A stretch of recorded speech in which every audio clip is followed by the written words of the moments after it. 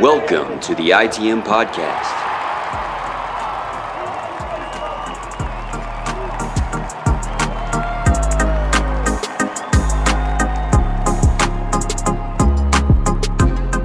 This is episode 276 of the ITM Podcast, the official Boston Red Sox podcast of the CLNS Media Network, brought to you by Prize Picks, the exclusive daily fantasy partner of the CLNS Media Network. And the Boston Red Sox didn't get swept by the Chicago White Sox. My name is Joey Copponi. That's Scott Neville. Scott, woo! You know? Couldn't have said it better myself. I accept. I don't really know what you mean by that at the same time. You know what I mean? I mean, the game ended about 6 minutes ago, and I'm trying to get myself to a place of like having a level head to be able to talk about this game and the series as a whole. Because after that eighth inning from Whitlock, after Chase Meadroth, after Chase broke up Crochet's no-hitter, the violent swing in emotion that ran through my body from we're going to watch Garrett Crochet no-hit his former team to, man, it got broken up by the guy we traded for him to, oh shit, are we going to lose this game? Wait, that would mean getting swept by the White Sox. Oh, okay, everything's okay. Oh, wait, we still lost this series. And fireworks going off. That is, woo, we still lost the series. Lost. Hell yeah. What is going on? It was just a range of emotion that I wasn't expecting to go through. Fuck this series. What an awful set of baseball games. Too much drama, never needed. Just awful baseball from the Boston Red Sox on the whole. Yep. No, I mean, sure. But I also, you talked about how losing to terrible teams is like a really good indicator of, it's really the only way you can screw up the beginning of the season. That generally, there's so many games. But at the same time, I'm not like, I don't know why I've been more level-headed this year than most, but it's just like, I'm just not worried yet at all, like even a little. I think people are panicking about we need to get I'm seeing panic tweets that I don't know why I'm surprised by, but I am, in terms of like everyone, Roman Anthony had a hard hit ball today, and everyone's like, we need to get him up like right now, like we're tanking. It's like, all right, like it's again 162 games you get to figure this thing out. And I understand a slow start makes it harder later, but the things that are happening with this team is Jarren Duran going to maintain a 586 OPS? I don't think so. Devers, 710. I'd imagine not. Bregman's hitting it well. Abreu's the best player in baseball. Trevor Story's good again. Casas has a 550 OPS. Campbell's 900. I don't know. I just the people I would have questions about, like Willier, can he sustain it? I don't know, but he's got 1,000 OPS. Christian Campbell, we don't know what he is. He's got a 900 OPS. But the guys that are struggling outside of Rafaela, it's like we know Duran's going to be good. We know Devers is going to be better. We know that Casas is going to be good, although I guess that's a hot take now. I mean, people have apparently I would almost say the majority of the fan base thinks he's like just a failed prospect, as if he's not. I don't know. That's a separate discussion, but I'm not really too worried. And then, pitching wise, there is some depth concerns. It's kind of weird. I don't want to talk about it too much because it's hard to they've had such a crazy drastic improvement in terms of depth. So that you can't really say much, but it's still not enough with the amount of, now there's 3 pitcher injuries, in the starting pitcher injuries. So that's the only thing that I'm like, yeah, that's an actual, that could be a problem. But everything else, relax. We're not hitting. It's fine. It's April. I'm not worried to the point where I think this is like an indicator of what this team is, or right. that, 80 games from now, we'll be looking at a very similar team day in, day out. That's not what my concern is. But my concern is that this team is good. This team is better than the past couple of years. They are Right. not good enough to just flop a series against a team that they should sweep. Like, if this happens once a month where they lose a series that they probably should have won, those add up. And, those 2-3 games a month add up to 8-9 games come September. And that's what concerns me, is like, if you are not, it's the line from Miracle. Like, you're not talented enough to win on talent alone. The Dodgers lose 13-0 or whatever the other night, 16-1.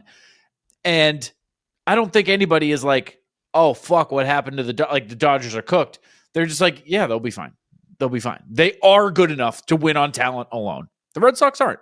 Like, you can't be giving away free games because you don't know what the rest of the division is going to be like. Are the Blue Jays actually way better than we thought?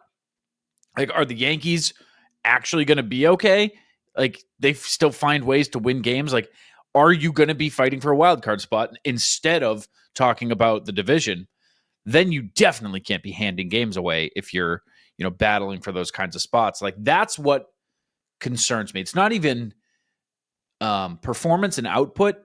It's just simply the results. Like, you can't piss away the opportunity to play the Chicago White Sox. Like, this stretch is 10 games, like, starting at the beginning of this series, 10 games, 7 of which are against the White Sox, 3 of which are against the Rays. And you've started that stretch 1-2. And, like, that sucks. Like, because that should be a stretch you look back at and you're like, shit, the Sox were, 8-2 in that 10 or 7-3 at the worst. And they just have very little wiggle room for that now. I'm with you that, like, no, I don't think Tristan Cassis is going to hit 170. Like, no, I don't think that, you point down the lineup to whoever. It's simply the results to me. But Cassis is actually, I don't know if that is the place to start. Let me just run through the games really quick just to point out some of the lowlights. Game 1, 11-1. The Red Sox had 5 errors and 11 strikeouts. That was just a ton of fun to watch. Yeah, that one sucked. Sucked. Like, and the thing about it sucking is the more you watched, the more it sucked. It just kept getting worse. 7 hits, 5 of them from your 5, 6, and 7 hitters. And then similarly in game 2, the 7 hits, 4 of them from your 7, 8, 9 hitters. Also 11 strikeouts in that game. That's another thing. It's just like looking useless, like looking lifeless is a lot harder to swallow than just like looking not great.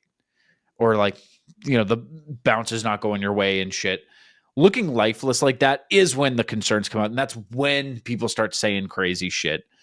And, when people start talking about people's jobs and, Pete Fatsi and call up Roman Anthony and can we make Yoshida a catcher, which is actually a fucking, hey, that one. Hey, why not?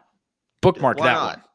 Yeah. Let's do that one's not We're throwing bad. out a lot of stupid shit. Let's hold on to that one.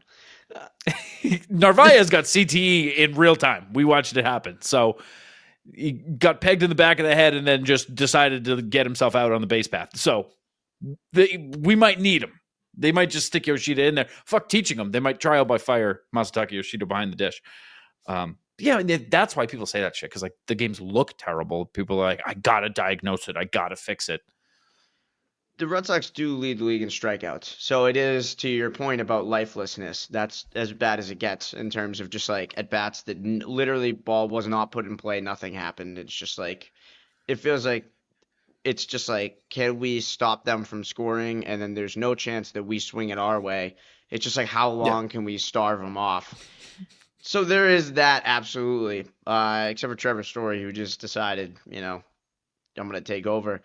Would you feel differently, though, if in whatever it is, like a week or 10 days from now, we look back and the Chicago run, we went 4-2 because we sweep them in a week. And then it's like we went 4-2 against the White Sox, and it's okay.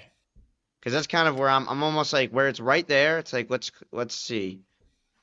I It's think it's not a four okay. gamer. I think it's a four gamer coming up, so it would be 5-2. Like, so that would be crazy if they That is a swept four them in a. gamer. You're correct. Yeah. So, I If it mean, was 5-2, that's. I mean, the thing is, your only good options are 5-2 or 4-3, and one of those feels a lot better than the other. And the only way you yeah. can get that good one is by sweeping a 4-game series, which like you don't doesn't happen. If you're gonna do it though, against somebody, I know they just lost. I understand. They just looked pretty But if, fucking terrible against them. I Yeah. understand, but they might have somebody back by that point, Bayo or Giolito. They also won't have Richard Fitz, so that kind of honestly, he's arguably, I mean, the number 2 pitcher right now. He's been fantastic. So Yeah. I don't know, whatever. It's fine. Maybe we just hit Not a to little bit. That'd be spoil cool. the pitching preview, but we have our first TBD of the year. That hurts. So There's a that lot really of sucks.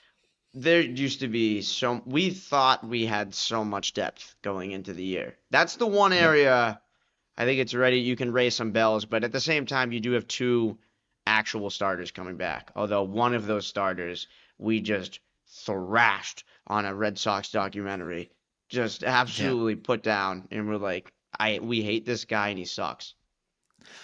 It is crazy that that's like the only thing the one time they used us was them be like, oh, they shit on Bayo. Let's put it in there while he's like sitting here being vulnerable with us. Yeah. Yeah, that was good. I'm not sure exactly where to start here, but or not start, I guess go from here because there's so many things that I wanted to get to. But it is funny what you were saying because like we talked about, you and I, like it's a good problem to have how much depth they have, especially in starting pitching. Like, oh no, you have 7 starters, and now it's like, yeah, there's a TBD game, and I'm not 100% sure. Like Dobbins, like I don't know, and you traded one, and one of them's hurt, so like 2 of them are still down, 3 of them are still down. People forget about Cutter Crawford; he exists. Yeah.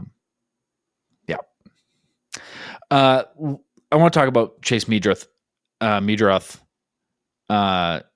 Cool video, blah blah, whatever.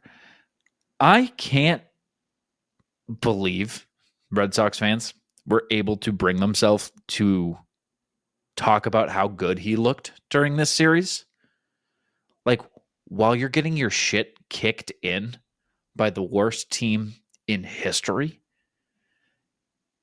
to be like, wow, yeah, he looks just as good as I imagined. What? Cool. Talk about that any other time, any other series. Like, now is not the time to like gawk at how good Chase Meadroth is. And like, yeah, he was good. It wasn't like lighting the fucking world on fire. Like if he came out and he was, 9 for 11, 2 bombs, it's like, yeah, sure. Okay, now we can be like, God damn, wow. Well, what a debut. 9 for 11, 2 bombs. That was those numbers, and that was insane by you. That was, I mean, that was quite a pull you just had there. Light the world on fire is what I said right after that too. I can't believe you would say that. That was insane.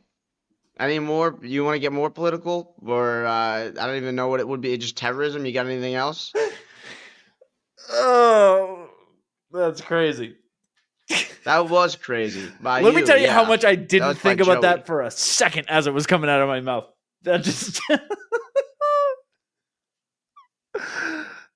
I mean, if he was terrorizing us, it would make sense, and I would never forget it. But that's not what happened. I don't know. All that talk of 9/11 is just to say, just like, why are we sucking off Chase Meadroth now? Like, what? I don't know. There's like shit going on.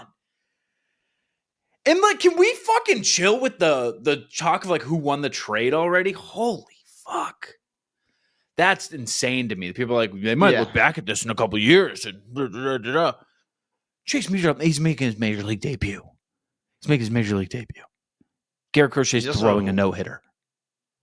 Yeah, and like the Braden Montgomery and Kyle Teal were the 2 bigger, but like Chase was a throw-in a sense. And now to your argument, like I guess if that guy works out and then the other two do what they're doing, but it's like, yeah, it's probably a little early. I mean, everything that's being said aggressively right now is almost all early, except for the pitching thing where they're down 4 starters on April 13th. We can talk about that because that's really concerning. But Well, everything else, whatever. Let me posit this, bro. Let me ask you this. In terms of concern and all that, Cass has had like a irreparably terrible game in game 1. He says he cost the team the game. It was a fucking 11-1 game. So I don't know. He kind of maybe, started pushing the boulder down the hill, but it rolled on its own for a while. A pair of errors for Cassis. Took accountability like you want him to in the post. He said everything you want him to, which is not like Tristan Cassis. He like said the right things. He was just like, you know what? Like, yeah, like I should have had those and I blame myself. Doesn't play the next day. Did he get sat? Do you think he got like, hey, why don't you take a fucking day and get yourself right? You're not looking great. Or do you think that was scheduled, like looking for a day for him? That's tough to say because at the same time, you would expect. He had a rest day recently though, so yeah, I think I'm pretty sure. Didn't him and Willier? Didn't we have to talk about that last episode? Because right. Well, that it was a platoon thing, yeah. Well, but that's a rest day in terms of like he didn't play, so he wouldn't. It He wouldn't didn't be play. Yes, he didn't play. Yeah, He got to rest. Yeah. But you didn't. That I think was a genuine rest day. Let's do it against a lefty because why not? Like that's still the smart move. Yeah, it might have been a reset. Honestly, it probably wasn't even like like a reset in terms of you're struggling. It was probably more of like this guy's really like if he's saying I was the reason for an 11-1 loss, and he might have been beating himself up to the point where they were like, let's just like not get you on the field. You're gonna strike out in the first at bat, and then it's gonna snowball. Like if you go into a game that mad at yourself, and then it starts off bad, the entire game is gonna go bad. So it could have been one of those. It's weird because like I would trust Tristan with the mental aspect of the game above anything else. Like above his plate discipline, above anything, I would be like, Tristan can do it. And he talked about it in the doc a little bit, where he's like, he says like, I think my biggest strength is the ability to wash away whatever. Like he cleans his own cleats, and like that's like a big thing for him. He's like, I like to like dust off the game, like wipe it away. Doesn't matter if I went 4 for 4. That was yesterday. Doesn't matter if I had 3 errors. That was yesterday. So I don't know. I mean, but he has looked. I mean, it obviously changed. He got all right hit in the 9th inning of Game 3 in a series loss against the Chicago White Sox, but still doesn't quite look like himself yet. There's one thing, I wouldn't put it past him to sit him. There's one thing that on the Casas stuff that just blows my mind. I feel like I mentioned it very briefly earlier, but I was talking to like a casual Red Sox fan this weekend during that Game 1 at a bar, and he was talking about I had mentioned how we were talking about Quinn Priester and how it was weird to get that much for him because you kind of traded him after his peak value. Like at one point, Quinn was a top 100 prospect in baseball. And that's when you would think you could get a number 7 organizational prospect and the number 33 overall pick. At that point, that might make sense. This was kind of like, he's still young and everything, but he's no longer in that top 100 list. And it's not just because of, eligibility situation. Like he just hasn't, his stock is lower than his peak value. And then you got that trade. And I was mentioning how like, the whole when to trade someone thing. And it was kind of weird. And then he was just so casually, the guy I was talking to was like, yeah, kind of like Casas now. Like he's just like not at his peak. And I'm like, dude, because that's the reputation. I think there's a huge, like people, I mean, they do the Dahlbeck thing because it's so lazy. So lazy. The thing about Casas was a first round pick that had the potential to be a superstar. Still does.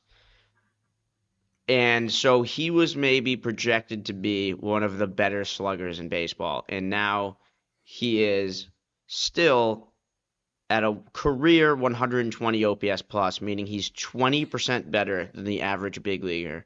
And yet the conversation around him because of expectation is that he is somehow failing in a way. And people are now saying move Roman Anthony to first. Some people are saying Romy Gonzalez should be starting every day. They're giving up on Casas conversation as if he's not a well above average big league player. I think the thing with casual fans about Casas is that most of the times when they see his name, it's in a headline for something weird. Like it is like the yoga thing or the fingernails or eating in the dugout or whatever. And so when they see that headline, and they're also not seeing headlines that are like Tristan Casas leads Major League Baseball with 30 homers at the break. Like when they're not getting both of those, they think, oh, the only time I see his name is for something weird. It's never for his performance. So I think they just assume like, oh, he must be sucking then. Like if he's not the best and I'm seeing him for the weird things, it must be that he sucks. Well, I think it's weird because the expectation still is that, at least from maybe the disconnect, the casual versus the, reporters and people in the media, is he is expected to have that 120, 130 OPS plus. So if he had that, it would be kind of like ho-hum, like this is what he does. And then if he's not doing that, it's a storyline. And so he pretty much either has to hit below 100 or over like 140 to get like a conversation going. If he's just doing his job, no one's going to talk about it. This year, he has not done his job. It's also really early, and there's no... Like, when we were worried about Devers the first, couple of days of the season, there were mechanical changes. There was a position change he was unhappy about. There was weight conversations. There was a lot of things. The shoulder injury was the most concerning for me that could have led to the mechanical changes. With Casas, he's fine physically, and there's nothing weird going on outside of it. He's just in a slump. Like there's nothing else. There's nothing more to read into it. There's no he's now 33, so does he just not have the bat speed in him? It's like, no, he's just in the prime of his career, having a couple bad weeks. And the thing is, it's not a mid-season slump. Like I think it's more forgivable at the beginning of the year because then you don't even call it a slump. You just say it's a slow start. He's having a slow start. Sure. He's not up to speed yet. He doesn't look like himself yet. Give him how long can you say? I think you can say that all the way through April. I think April 28th, you can be like, yeah, slow start this year. He'll be good. Unless you see something crazy mechanically different or like you said, a hint of an injury. I think it's just a slow start. He's fine. That's literally exactly what everyone was so prepared to do with Campbell because of him making the opening day roster, and everyone was like, remember when Costa struggled in 23? Remember Dustin Pedroia's April? Everyone loves Dustin Pedroia's April. They love it. It's like people were so ready to do that with Campbell, but then it's like if it happens to someone else, like everyone was like, hey, if Campbell has a bad month, remember that doesn't mean he sucks as a player. But the people that have been proven to be good Major League Baseball players, it's like, oh, he just sucks now, I guess. Yeah, I don't know why we don't give the same leeway to guys who've been there. With Casas specifically, like you're not hearing it with Durant. I think with Casas specifically, he's just people don't like him, and it's because he's different. You do have to be better if you're gonna be different. You have to be really good. PrizePicks is the best place to get real money sports action with over 10 million members and billions of dollars in awarded winnings. PrizePicks has made daily fantasy sports accessible to all. You just pick more or less on at least 2 players for a shot to win up to 1,000 times your cash. Run your game all season long on PrizePicks. Springtime is here and baseball season is officially underway. Don't miss your chance to add your favorite players from the diamond in your PrizePicks lineup. Whether it's strikeouts, RBIs, or first inning runs, take your pick of more or less for your shot to win up to 1,000 times your cash today. On PrizePicks, you can mix and match player projections from different sports, combine your favorite baseball players from basketball, hockey, esports, and much more. Sign up today and get $50 instantly when you play $5. You do not need to win to receive the $50 bonus. It is guaranteed. Don't ask again. PrizePicks also offers weekly promotions that can lead to big payouts like Scott. Taco Tuesday. That's right, dude. Each Tuesday, Prize Picks discounts players select the 25% lineup. Download the app today and use code CLNS to get $50 instantly after you play your first $5 lineup. That is code CLNS to get $50 instantly after you play your first $5 lineup. Prize Picks. Run your game. Dude, I was so scared they were going to get swept. I was so scared that they were going to get swept. And it had all the writing was on the wall. Like every single pitch that Whitlock threw after taking over for Crochet, scariest pitch I've ever seen somehow. Like Whitlock is just so night and fucking day just in terms of the eye test. Like, just in terms of what he's throwing, he either looks absolutely fucking untouchable or every pitch, like, I'm clenched. Like, butt clenched. Going, like, what are you doing? Oh, my God, don't throw that. The balls look hittable. Like, 92, an inch above the zone. I'm like, don't fucking throw that. I was so prepped for this show to be we got swept by the White Sox game. We got swept by the White Sox show. I guess I'm grateful for that. I'm grateful that that's not what we're doing here. But, man, it was really 2.5 games of lifelessness. It really wasn't until like the Story double, which I'll say this. Thank you, Story, for getting things going. Should have lost. Yeah, should have lost. Should have lost. Should have been a home run in the sense of hard hit ball, but also that was a catchable ball that he was right in front of and just didn't use his arm. He didn't realize how much arm he had left. Should he do one of these full he gave up on that things? Yeah, he definitely thought it was gone and then probably got lost. He did kind of run into the wall in a way that was kind of weird. He obviously screwed it up. Should have been an out. He did hit a home run later though, so maybe that we did get this. Maybe that would have been the game breaking run instead of earlier. Windy City, dude. Oh, is that the one they say is windy? That's the one. Chi-town. Oh, okay. And everybody thinks it's because of the politics, but it's not. It's because of the weather. I always thought it was because of the weather, because it's wind. Yeah. But everyone else thought you were right the whole time. Don't let anyone tell you differently. Okay. No. I wasn't. No, everybody's always like, oh, it's because the 1895 scandal with the mayors going in and out and all like the money being laundered in the 1920s there, right? No. It's because of the weather, you idiots. It's just actually windy. It's not like a thing. It's next to the lakes. The wind comes in. Cold fronts form. Flags? Yeah, because they're always yeah. They got a good flag, Chicago. Good city flag. Cool. We need a good flag here. I love vexillology. We need a good flag. Well, what? What? Vexillology? The study of flags? I forgot. Did I freeze or something? No, you didn't. No, you didn't freeze. Maybe I did. It's been known to happen. So you went to college for 4 years, didn't get credit, but you somehow whipped that out of your ass. Is that what you were learning? I love flags. No, I do that on my own. Okay. Well, apparently you on my free time, people always ask then you'd me, have if you would have had a credit had that been a part of the classroom. I got credits. I got no gen ed credits. I went to film school, and in those 4 years, I completed film school, and they were like, "You didn't take any gen eds," and I was like, "I took them. I dropped them all," and they were like, "Hey, you can't graduate because you never took like a math class." Actually, math is the one that I took. I took a class called Baseball Through the Years. I took one math class. I do remember hearing about that. Yeah, and then I took no other classes. If they had a flag class, I would have got a history credit or something, but alas, no flags. Have you seen the Boston flag?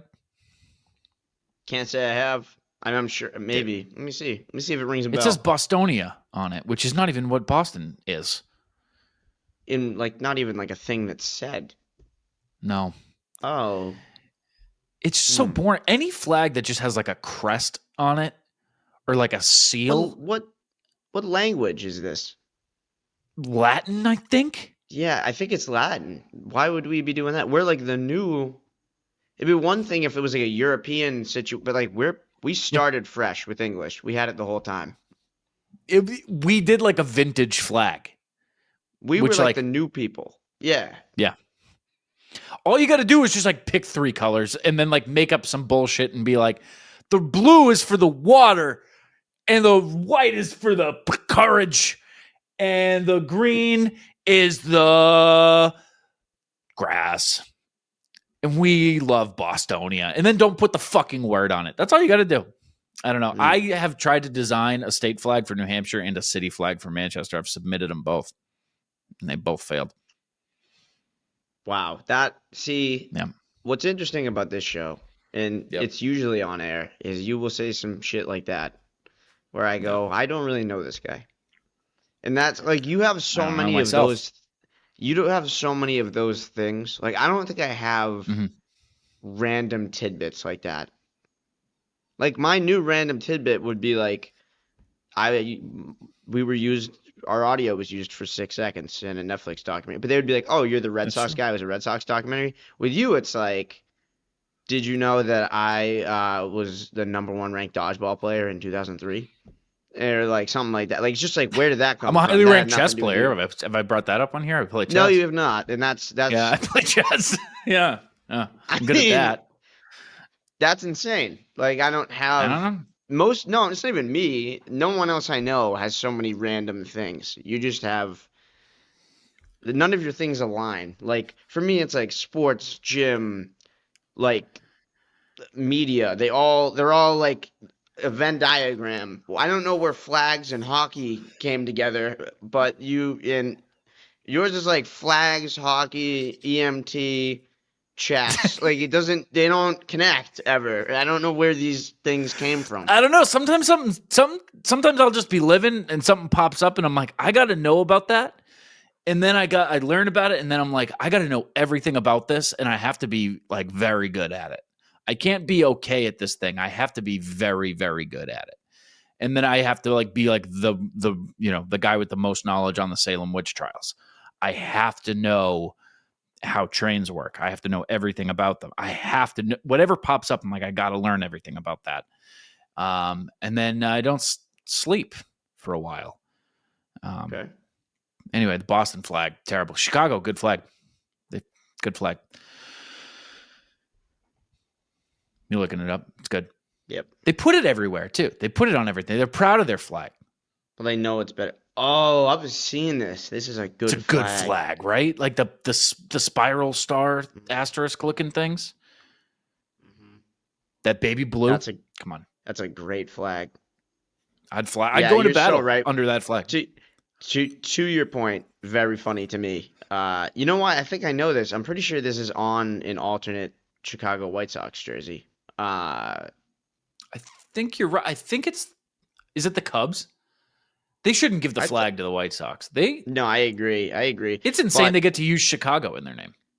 To your point, it's 2 blue stripes and then the rest of the color is white, and they're saying that the top of the white is the north side, the middle is the west side, and then the bottom is the south side. Like, that's exactly where you just said they made it white, and then they just said, well, because we have 3 sides. I guess there's no east side. It's because the west side, because the west side, obviously, and the blues are north south, obviously, because blue. You just make shit up. Just make something that looks cool. Dude, one of the 4 stars is for the Great Fire. The Great Fire. That was a big deal. Of 1871. Dude, you know how the Great Fire fucking started in Chicago? I know this. I don't know why I know this. A cow of course not. Kicked over a kerosene lamp. What? Oh, we're frozen. We're back. Incredibly. Yep. We're back. The Great Fire of Chicago was started by a cow.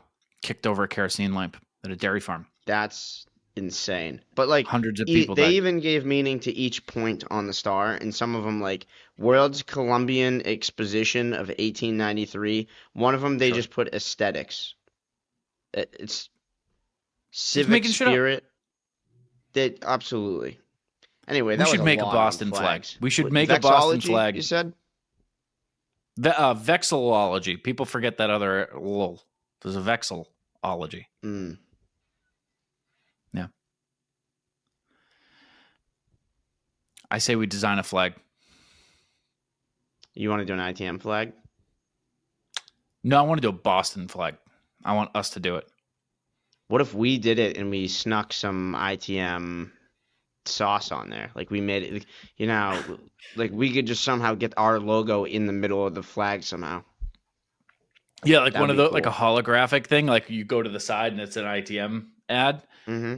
Yeah, we'll figure it Or out. We'll use like our we'll graphics just and make- font or something, and we'll find a way to get ITM on there.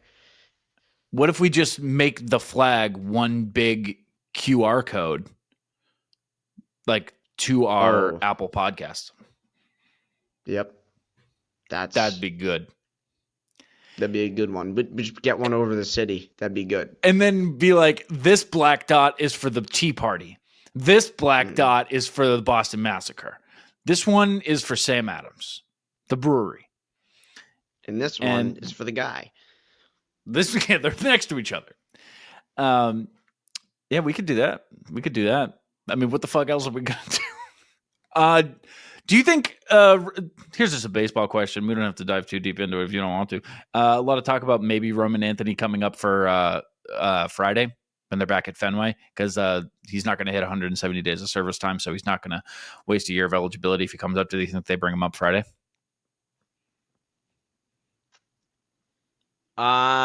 No, I just I don't know. It feels too early. It feels like there's got to be a little bit more of like, I feel like you need at least, they usually say 40 games to evaluate a team, and I feel like that's not terrible. Like, yes, I think it's pretty obvious that Roman Anthony's going to be a better baseball player than Rafaela, but at this point, it's like, I don't know. I feel like you ride it out a little bit longer, don't you? I guess. I mean, I don't see why not, other than like my gut says, nah, he's like a May, June call up. But like for no reason, if you have a better player at your disposal and there's no downside to bringing him in, then why don't you bring him in?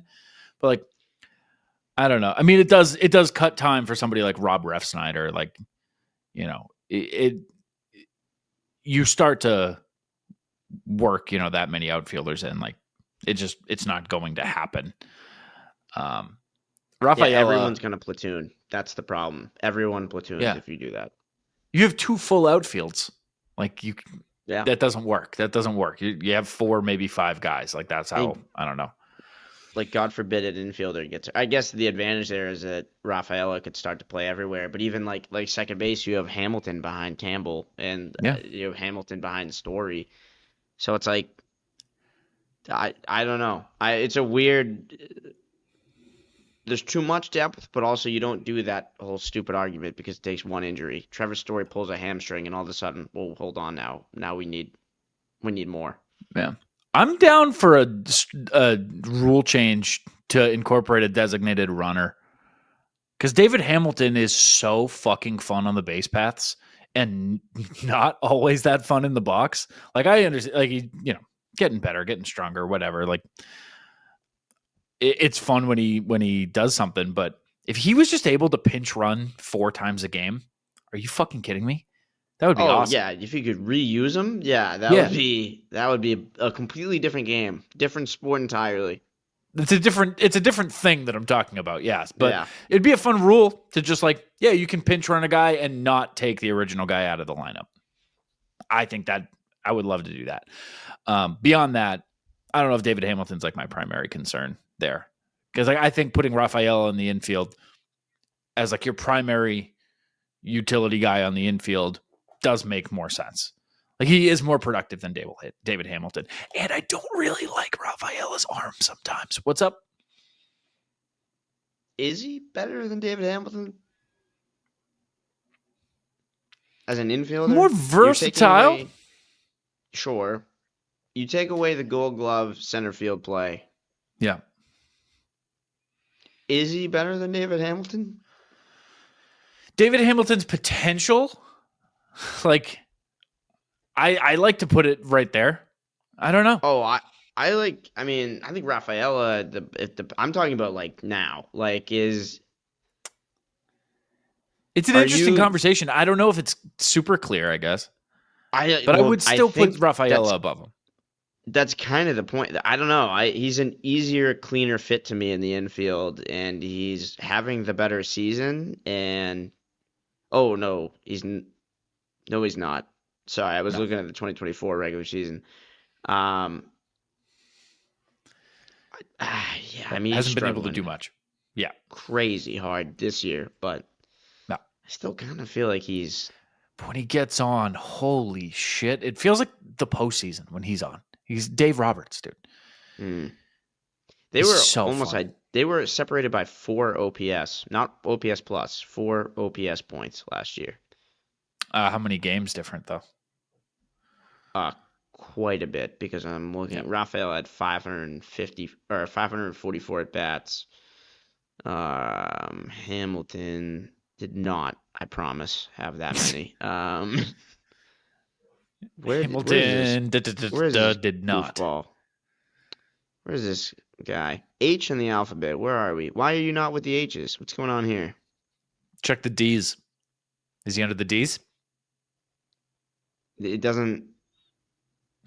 Qualified. You're probably under qualified players at the top. Select a pool, all players. Okay, hold on. He had 294 last year. So about 294 half. at bats. Yep, 698. Yep. So he had 4 OPS points with 250 less at bats. With like 60% of the at bats.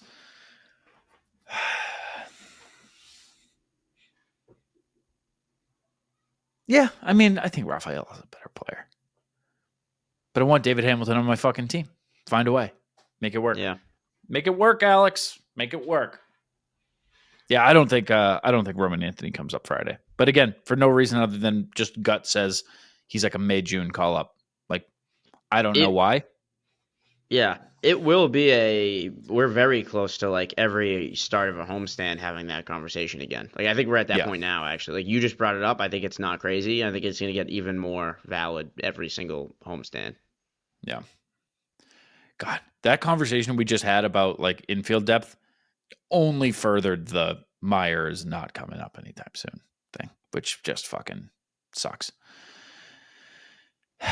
They would have to like make a move to make room for him, which doesn't make any fucking sense. Yeah, or have like the starting pitcher injury bug extend through the infield. Yeah. It would take an injury at this point. It would take an injury. Mm. It sucks that the But first significant injury was to the catcher position because we were so ready for every other position player to get hurt. So most prepared ever for every single other. Maybe first base was the only one where it gets a little screwy. Bring back Bob. No. Bob's not with the Chicago White Sox. Might have fooled you. AAA or not even? He's with AAA. He's in AAA with the White Sox. Oh, I knew that. Yeah. He didn't make it. Which is really the end of the line. If you get traded to the White Sox and you're not on the opening day roster, like, God, you got to crack it now or it's over. And Bob's 28. He signed, right? He didn't 29. get traded, did he? Yeah. I signed. Yeah. So if you find yourselves in the White Sox organization. He picked the White Sox and said, "This is the best shot I have," and it didn't work out. Quick little Bob. Yeah, that's what this show is. A little injury away, and then maybe he'll be the player he was supposed to be, but he won't be. You don't know that, dude. You don't know that at all. I think we kind of do. Oh, he's fucking raking, dude. Oh, he's doing good in AAA? Well, that's the first time that's ever happened. He's hitting 231. Oh, so he's regressing in AAA now. Does he have home runs, though? It's too early of a sample size. He's got 2. All right. In 7 games. So is he platooning over there? Nah, it's probably just early because they start later. Yeah, 7 games, 2 bombs. Let's go, Bob.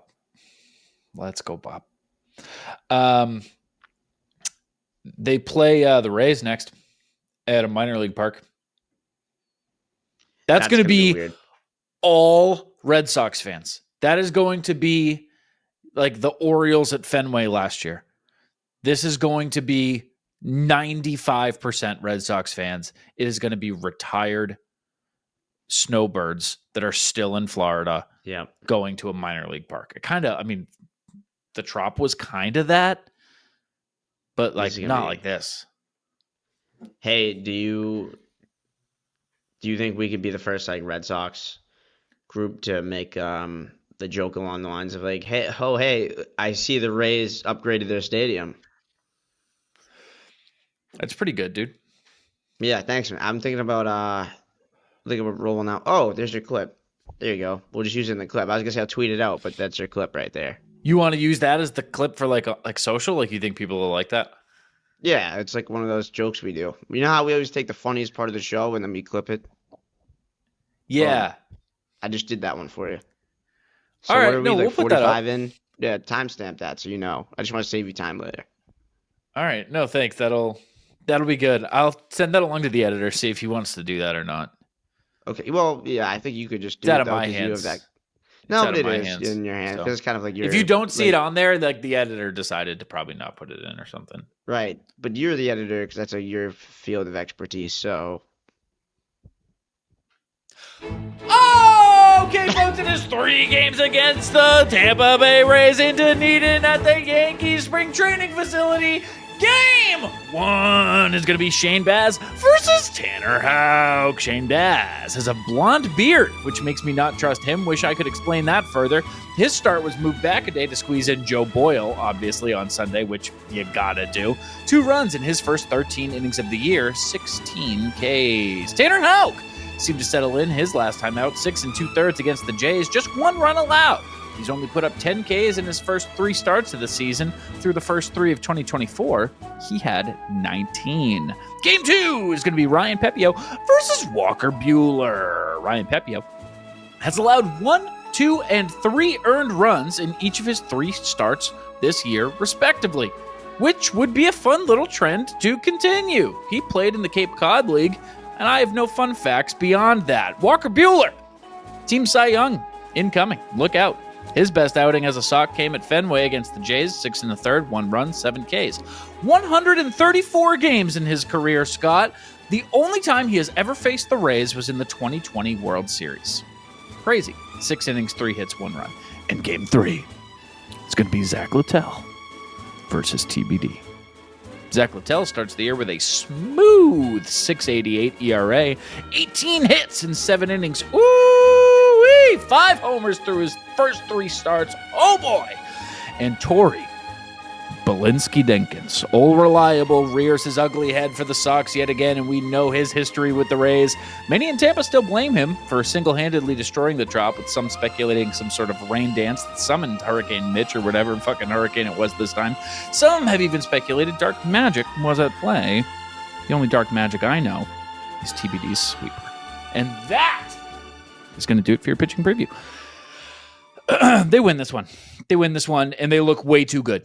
Because that's what's happening, and that's what's been happening for the past 3 years. Is they just like out of nowhere, like look like shit, and you're like, "What the fuck are they doing?" And then they look amazing, and they look unbelievable. So that's what's going to happen here. Is they're going to win 2 out of 3 of these. The one they lose is going to be a close one. They're going to go like 5-1, 4-2, 3-1. Lose the last one. I have this like weird mentality where because they're playing in a spring training park, it's going to be spring training weather. I just feel like they're going to hit a ton. Like maybe both sides, but I feel like it's a spring training game and there's going to be a lot of offense. Like I know it's not, but a lot of those factors are going to pour over. I would imagine the dimensions are slightly different, and that the bigger thing is just having that, spring training weather, but you're getting it in April, even later into the year than you would in, February. So I don't know. Let's see if there's any truth to that, dude. Yeah. The also, Rays home games this year, 3-2. I think it's in Dunedin, right? Dunedin. You're right. Home games for the Rays this year: 3-2, 2-1, 6-4, 6-1, 7-0, 4-2, 4-3, 5-4, 11-1, 6-3, 5-4, 8-3. They've played all but 3 games at home. That's crazy. It's going to be 79, 78, 78 the next 3 days. So they're doing this now. That just hit me. They probably stacked the schedule so they play a bunch of home games in like April and September so that they're not making players play outside in Florida in July and August. that would make sense. Let me But look how at their long schedule. they would have? Yeah, but they would have had to release a schedule before all that stuff happened, right? Am I crazy? They didn't know where they were playing until very recently. And the schedule comes out. Doesn't the schedule come out last season? They must have altered it, dude, because 1, 2, 3, 4, 5, 6, 7, 8, 9, 10, 11, 12, 13, 14, 15, 16, 17, 18, 19. 19 of their first 22 games are at home. That's significant for your analysis. And then let's get to like June, July here. In July, they have 1 series at home. Okay. And then August.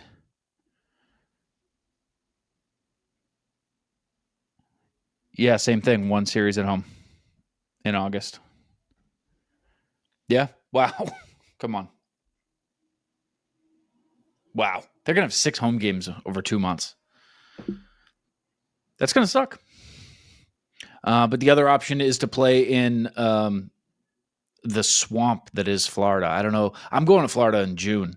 And What happened? yeah, I'm trying to cut weight for it right now because holy You'll shit. cut weight there, water weight. I think it's like condensation. I think because it's so sticky, I think you just like your sweat just like sticks to you. I don't even think you lose You probably weight. I don't. think you just stink. Yeah. Well, par for the course for you. Why are you going? Why are you going in June? Disney World. I'm going to Disney World. I'm going to go And you on pick Buzz June. Lightyear's Space Ranger Spin. I'm going to go on Space Mountain. I'm going to go on other rides that are not space themed. I'm just going to go on the rides. Probably going to have some beers while I'm there. Walk around, have some beers. I'm going to sit down and watch fireworks. And then I'm probably going to eat a churro. Okay. You should bring your kid to that. I heard they like that. I got a sitter already. So, Oh. yeah. Oh, I can't guess you gotta cancel figure on it them. out.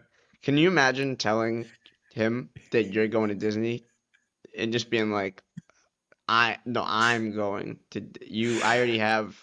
No, your grandma's gonna watch you.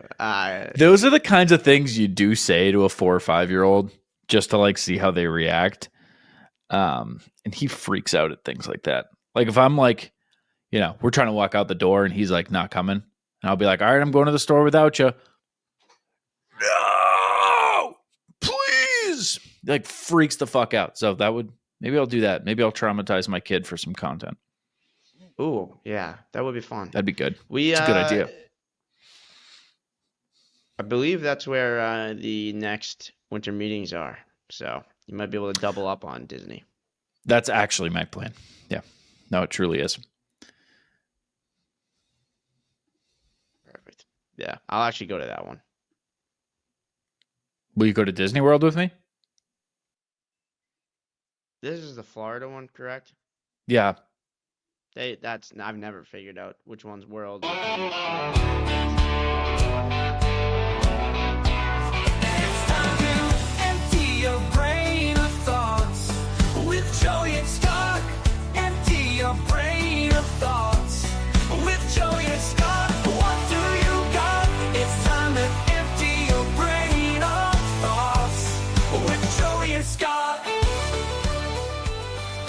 It's better every time, dude. Never doesn't hit. You go first, dude. What do you got? I get tweets all the time that are like, "Hey, I just want you to know, I don't think that Joey cutting you off with the intro thing is even like a funny bit. Like, it's not even like I feel bad." People 'cause it's say that to bullying. you? They just they tweet at me all the time and they say, "I just don't like." It's not even that it's old or anything. It's just not a funny bit. Like it never has been. Like you should just do another, like a different bit, is like what they say to me. Somebody But sent I'm me a like, video of them peeing in their pants while driving. wow, And it didn't have to do with this at all, but that happened. So that's crazy. no, Yeah. wait, no, it did have to, no, because they were like, you just played the song. It was so funny. Mhm. I peed myself. That's what it was. Okay, that I'm glad you brought it up. It would have been weirder to bring up otherwise if there wasn't a Yeah. connection there. Someone sent me a video of them peeing in their pants in their car because I paid them for it. I told them to do it and I gave them money and then they did it. So that's my closing thought. What do you got, dude? What's in your mind? Another weird hobby by Joey, but again, put it in the Venn diagram. I got nothing. I got all of my like things that I wanted to bring up, like Casas doesn't actually stink and whatever. We just got into the show. We talked about flags for 20 minutes. I think we kind of did this segment. We did Disney, we did flags. Yeah. That's really all I mean, the White Sox guy that pitched today is going to be an ace. He's going to be the next guy that gets traded for a ton of prospects. Shane. Mm-hmm. He's really good. His changeup's insane. Yeah. It looked good. I got a couple things. I went to the mall today, dude, and there was a dog that I liked. I connected with. I'm not even a dog guy, but I went to the pet store and there was a dog, and I connected with this dog, and I was like, "Fuck, I want to hang out with this dog." And then I read the thing, and it was like, it was like, just wants to sit on your lap, just wants to be loved, trying to find a place where he belongs in the world. And I was like, fucking A. And the dog's name was Mookie. And I was like, this dog is fucking, I'm supposed to have this fucking dog. And I don't even think I can have dogs in this apartment, meaning I can't have dogs in this apartment. I texted my landlord and was like, any chance you would allow a dog? Room on that? Yeah. And I haven't heard back still, but I was like, I'm just going to do it. And then I go up to the front and I'm like, could I like go into the thing and like, could I meet Mookie? Like go behind the glass? And they were like, we reserve that only for people who have like done the application and paid the application fee and blah, blah, blah.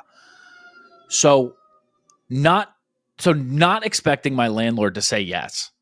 I just paid the application fee, just like for the sake of like, I'm basically just paying for a meet and greet with this dog. And they were like, I walked around the mall, filled out the application, and then came back and was like, all right, I'm here. Let me get my 5 minutes with Mookie. And Mookie was out for a walk. They're like, it's going to be at least 45 minutes. And we have a show to do, and the Boston Red Sox game comes on. And I was like, I don't have fucking 45 minutes. So I just left. So I paid for a meet and greet with the dog that I didn't even get. And I left, and I was like, I just got to do some like credit card therapy. Like I got to just like go feel better before I go home. I had like 30 minutes to get home before the start of the game. So I swung by Goodwill, and dude, they had a vintage radio there. So I brought that home. I listened to the game on that, put it on Instagram. But oh my God, dude, listening to a ball game on an old crackly radio. It's okay. I was going to say it's really nice. It's okay because Boston's a little far, so the signal isn't great. But if I find the right spot in this house, oh, it's going to be nice. Oh, it's going to be nice. All worth it. And I'm not still thinking about that little dog. I am, and I'm waiting for my landlord to say something back because I think I might get that dog. So you almost adopted a dog that needed a home, and you ended up with a radio. Good news is I got a radio. Right. Okay, just making sure. Just to summarize.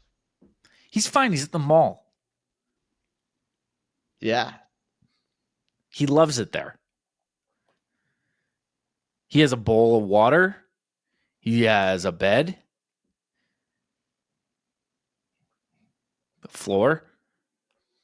Oh, he has a floor? Yeah. No, they decked this room out. He had a floor and everything. Off. 4 walls, dude. Yeah, it was sick. So he's fine. He's probably fine. He doesn't need me. Still nothing from my landlord.